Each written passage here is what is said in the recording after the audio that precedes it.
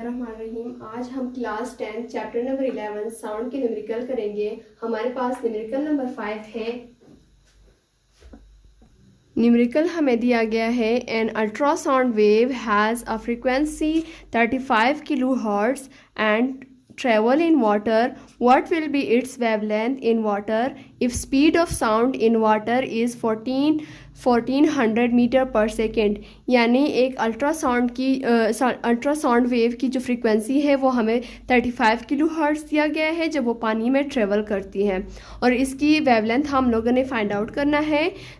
Speed हमें दिया गया है जो कि 1400 मीटर पर सेकेंड है। जब हम लोग न्यूमेरिकल पढ़ते हैं तो सबसे पहले उसमें हम लोग एक डेटा कलेक्ट करते हैं कि हमें दिया क्या गया है और हम लोगों ने कैलकुलेट क्या करना है।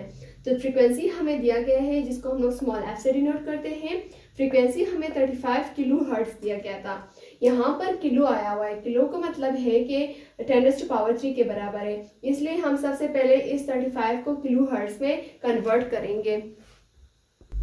अब यहाँ पर सबसे पहले हम लोगों ने इस 35 को हर्ट्ज में कन्वर्ट करना है। जो यहाँ पर किलो है उसको हम लोग हर्ट्ज में कन्वर्ट करेंगे।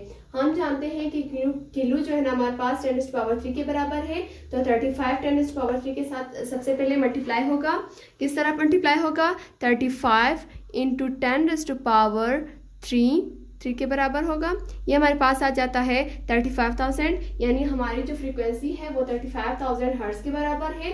स्पीड जिसको हम लोग स्मॉल v से डिनोट करते हैं वो हमारे पास 1400 मीटर पर सेकेंड के बराबर है। वेवलेंथ जिसको हम लैम्डा से डिनोट करते हैं वो हमें फाइंड आउट करना है। इसके लिए हमारे पास फार्मूला पुट होगा v = f लैम्डा।